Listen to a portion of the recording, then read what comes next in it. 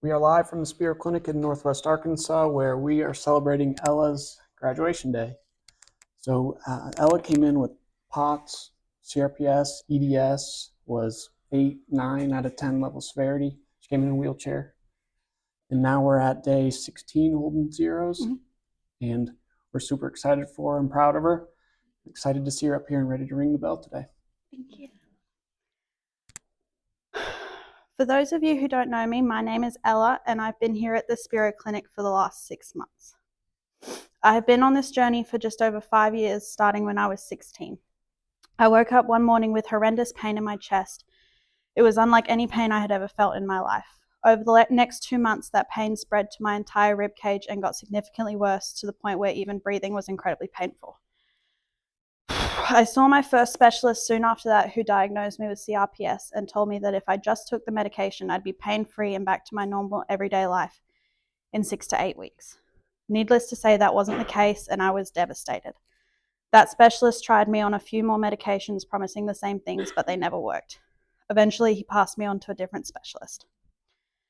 The second specialist immediately said I couldn't possibly have CRPS because I was coping too well, and we trusted that she knew better than we did. She put me on and took me off about 7 different nerve pain medications in a 3-month span, which left me constantly struggling with side effects and withdrawals, never knowing which medication was causing which, and ending up in the emergency room twice. After the medications didn't work, she recommended the PENS procedure with steroid injections, which brought very minimal short-term improvements in my pain. When I still wasn't cured, she deemed me too difficult and passed me along to yet another specialist. This specialist saw me once and decided that I needed a spinal cord stimulator. Through all the research I did and talking to him, I thought it was the answer I had been looking for.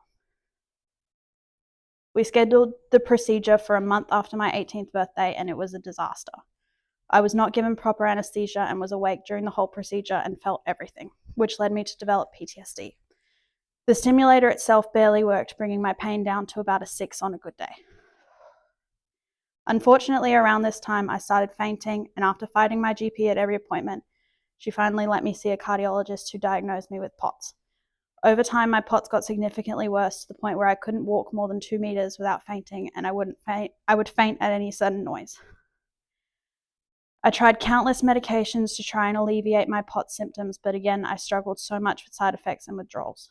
Eventually, I found a medication that I didn't have a reaction to, but I still don't think it really helps, and I was still unable to be out of bed without fainting.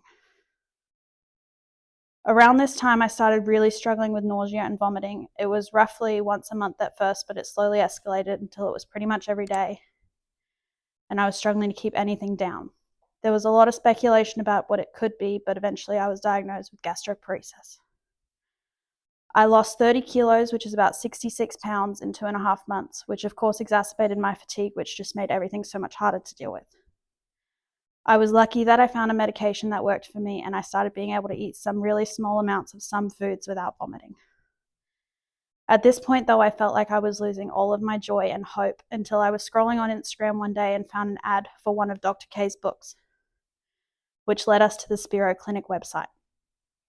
We did a lot of research and decided that it was where we needed to be.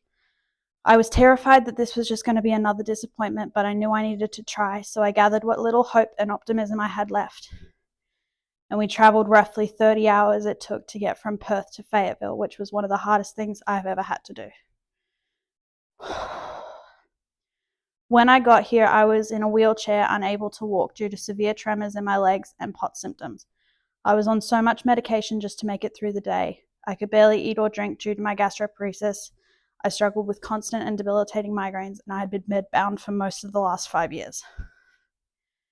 One of the first things that improved was my POTS. It was still quite prominent, but I was fainting a lot less and able to be sitting upright a lot more. By the second week, my legs were starting to get a bit stronger, and I took my first unassisted steps in 2 years on my 21st birthday. The tremors were still there, but I was making progress, and that brought me so much hope. By week 8, I was able to get rid of my wheelchair and walk completely normally, unassisted whenever I wanted. I was even able to go to the bathroom on my own, which hadn't happened in about 3.5 years. Over time, I was able to come off of all of my pain medication, which was incredibly difficult, but something I am so thankful for. And we were able to manage my pain flares with the ARP.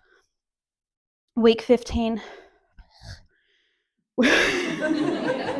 I'm so out of breath. Yeah. Week 15, we added weights and NMR, and I started to have some pain drops, only a point or two at first, and only for about 5 to 10 minutes, but I was so happy to feel like I was making progress with my pain. Over the following weeks, I started to see my pain drop lower in NMR, getting down to about a 2, but my pain would still bounce back up pretty quickly after, and I was still flaring every night. The end of week 22 and the beginning of week 23 was some of the hardest days I've had since I've been here. I was retracing and I felt like I was all the way back at the beginning. But by the end of week 23, I had hit 0 pain for the first time, and I was so shocked but so happy. It was so strange to not feel that pain that I didn't quite believe it at first. I stopped having pain flares after that. My pain didn't stay at a 0 for long, but it was much lower. That Friday, I hugged my parents for the first time in years, and it didn't cause any pain. The following Tuesday, I hit 0 again, and I've been there ever since, which is still a little surreal. Which brings us to today. I honestly never thought I would be able to stand up here and say that I had 0 pain, but that is my new reality, and I couldn't be happier. Just a little bit more. As hard as these last few years I am so unbelievably fortunate that I have never had to face it alone. I have had my parents, my brothers, and my best friend by my side the entire time, always making sure that no matter how isolated my life had become, I was never alone, and I will never be able to fully express to them how much that means to me. I wanted to thank every single person who works here, those who treated me directly and those who didn't, because I know that I wouldn't be standing here today without each and every one of you.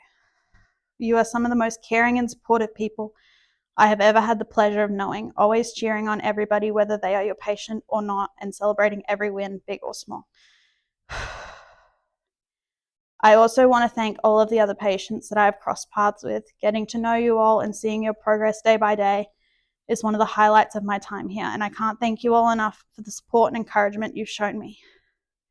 I can't wait to see all of your graduation videos. I have one more thank you for my NMR therapist, Chelsea.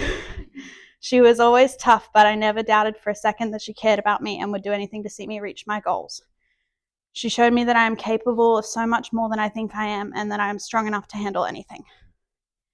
Chelsea's tough love approach is exactly what I needed, and I couldn't be happier that I had her as my NMR therapist. I will miss this community so much, but I am excited to start my life.